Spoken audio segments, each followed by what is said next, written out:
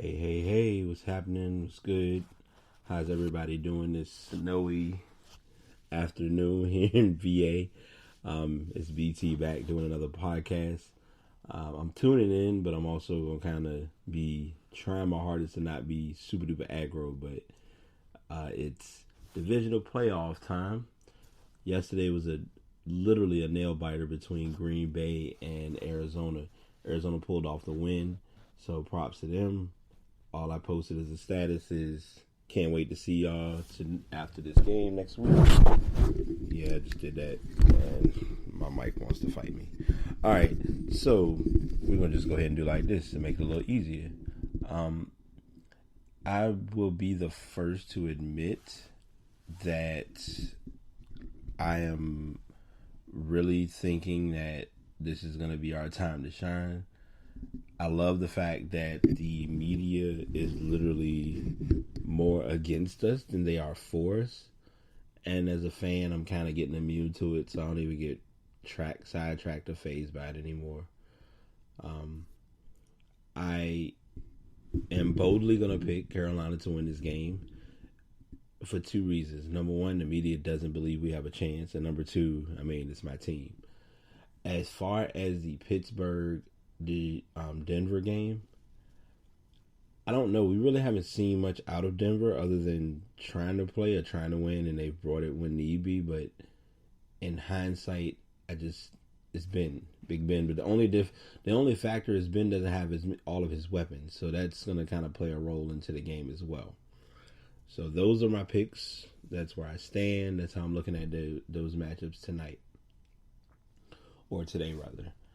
I'm doing this also to kind of push the Premier League because I've been keeping up with that a little bit, and I'll be the first to admit that this year has been a very, very, very, very, very mediocre season for Chelsea. The Blues look like they have caught a case of the Blues, have had massive amnesia, and I don't know what's going on. Hopefully they can get it together. They've been able to draw a good amount of games, but drawing in Premier League is minor compared to actually getting the win. So keep an eye out for that. Liverpool's been doing their thing. Leicester's been kind of the top dog, doing their fair share. Aston Villa's been playing like pure crap. It's been a lot of unique consistency, but as most things go, it is what it is. Arsenal has been flying under the radar. You want to keep an eye on them as well. Jumping into college basketball, oh boy, where do I begin? My aggro, frustrated side of me has been inclined to just say that Kentucky needs to start recruiting to win and not recruiting just to get guys on the team and think that they can all just play together. The prime example of that is the last few years, it's been about being the top recruiting class instead of getting guys who either are going to stay to actually get an education or, God forbid, actually prepare their game to go to be NBA ready. It's been talk and conversation that has come about from time to time and stating that our good old coach John Calipari might be going to the Nets.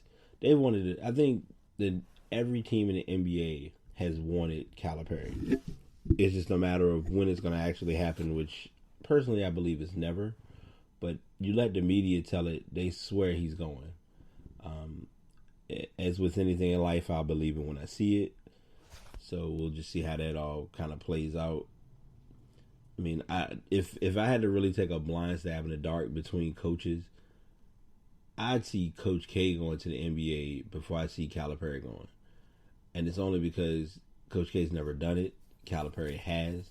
But most of all, too, Coach K's not going anywhere either. He's loyal and consistent with Duke. He's literally got decades of recruitment and players that have come and gone through his gym. If Cal was to leave, it wouldn't be surprising in some sense because it's not like they're gonna ever change the gym to Calipari Arena. It's still going to be Rupp Arena because Adolph Rupp just was a cheat code back in his heyday. So that's just kind of how that all plays out. I just have been wanting to get a good dosage of basketball for college, but it's just not there this year. Even with watching Texas, so keeping up with Texas, I've gotten scores from their games, and I'm just like, come on, Shaka Smart. You were here with VCU, and I'm probably going to step on toes in saying this, but you were here with VCU. You had things in a good place, and you jumped on it. I understand an opportunity came, but that was and I guess and the thing with sports, and I'm going to kind of jump into this a little bit, and I'm kind of jumping around a little bit with my topics, but it's going to kind of all come together. Coaches in sports don't get chances like they used to. The minute a team either looks like they're losing or has a chance of losing, it's okay, we might have to let them go. And it's like, why don't we give the person a chance first? Like the Browns just picked up Hugh. I can't think of the name right offhand. I want to say it's Hughes, Hues. Don't hold me to it. But he's an African American coach, and they're giving him a chance to run the team. My worry and concern of it is, how many years will he be there? Leagues and sports aren't as diverse with their selection and coaching as they used to be. Like, it's almost going back 2 years ago. It was as if Phil Jackson made a decision that he was going to stop coaching. Not, hey, we're going to let you go. But in his defense, he was a winner, so it didn't really faze or bother them. Fred Hoiberg, I can't think of my man's name. It was a coach. He's with USC, messed up their recruiting, and it's just all been downhill and backwards for a while. So sports is sports, and it's one of those things you just kind of have to understand and take in the full, embrace full circle. Now, I will go ahead and warn you and confirm now that a lot of my topics, I may spin around and come back to another topic again. And if I do, hold it to my head, not my heart. I'm really still learning and getting my feel with doing this podcast. With those things being said, I've talked about I've given you the soccer update, the NFL, a little bit of college basketball. I'm dodging the NBA right now because they're kind of in that like dull and dismal point, not intentionally, but it's almost as though, like, the prime example right now, I think they've pinpointed now that Golden State is starting to lose some games that they shouldn't have lost and all of this, and it's like, they're human, they can't win every game. And if you also factor in, they've still got a few teams that they need to really run up against and give them a little bit of a challenge or a little bit of kickback in the industry. So just had to see how that all plays out. The Spurs have been quietly winning. They even gave the Cavs a run for their money because it's tough, and this is okay. And I'm gonna go into this topic now because if I don't, it's gonna hit me or it's gonna really pinch my nerve. There are a lot of players in the NBA who do what I like to call ball hog or ball dominate, where they dominate the ball so much that it defeats the whole purpose of even watching them play. That's why Rudy Gay, wherever he goes, he's not going to be that star that he wants to be because he's spending more time dominating the ball. Carmelo, yeah, he's a star, but Carmelo, out of a 24-second shot clock, I can tell you now there's going to be at least, give or take, at least 12 to 15 seconds of him dribbling or dominating the basketball. When the Pistons tried it out with the three lefties, you had Monroe, Jennings, and Josh Smith. Josh Smith, anybody who knows me will hear me say it. A lot of players get a lot of slack and a lot of fuss and conversation. Josh Smith always, to me, will have the lowest IQ in the NBA. I hate to be that guy to say it, but it's literally what I've observed with him. He just does not play within his means. Lately, it's been a tough thing because I've sat and watched Terrence Jones go through his little phase of not thinking about how to play. Dwight Howard, talented basketball player, doesn't understand what he's capable of doing because he's just scared of really being that guy. He feels as though if he's put in that position of being that guy or expected to do great things, he's just not going to do it, and he doesn't want to do it. So he looks at it as, I'll have somebody else on the team, so that way if they mess up, then it's on them, and it takes away from the fact that I should have got 10 rebounds because I'm the tallest person, but the laziest mindset. And I understand too. Don't get me wrong. I know he's been having back issues, so those things play into it as well. So I've been keeping up with my sports fixtures here and there. I've been getting notifications. I'm going to send this to the sports group. And if you all are listening, guys, I do apologize. I've literally been just in work first, play later mode. So I haven't been able to produce content for the group. I'm hoping this is kind of my way of making up for it. I may possibly find a cheat code of getting like any different stories that I have been reading on Bleacher Report, putting them into one massive post and kind of giving my intake and discussion about the things and the highs and lows of the NFL and NBA and college basketball, college football, and just go along with it. So I'm going to go ahead and jump into this last topic, and this is going to be my first, like I said, this is my first official Sunday podcast for sports. So I'm going to go ahead and make it clear now. Starting from here on out, I will be definitely working with an agenda and an itinerary of topics to discuss that will get the podcast up and flowing. So the last topic that I'm going to jump into or address is our infamous promotion and branding or building of the brand with the WNBA. There are those who feel as though the WNBA has lost its cool, it's lost its excitement. You have some girls who are coming in who are trying to bring it back to the game. The tough part is there's always going to be that one statistic that can either make or break a sport. And for me, I feel as though that statistic is always going to be the replay value. Meaning, if I watch a game now, how likely am I to watch a game a few days from now? And that question never ends. Are you serious? Come on. Oh my gosh. Good run. Okay. Sorry. So wait, Carolina's starting off good already. Okay. Had a moment. Anybody who knows me knows I'm going to have these moments where I'm just kind of come and go. So just let it happen. But anyway, I am truly just not seeing the WNBA brand maintaining its posture. Like I said, I'll give it another 10 years. It may fold or something. They're going to find a way. They'll have to kind of go outside the box. That's the only option, the only way they can really get things where they need it to be. And that's just going to come down to when they're ready and able to take it to that level. So we'll see. But I just want to at least kind of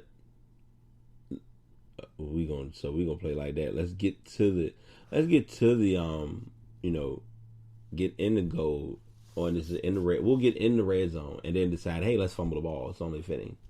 Mini aggro moment. And it looks like it's a little heated, little bit of chipping bad blood between these teams, which is a given. But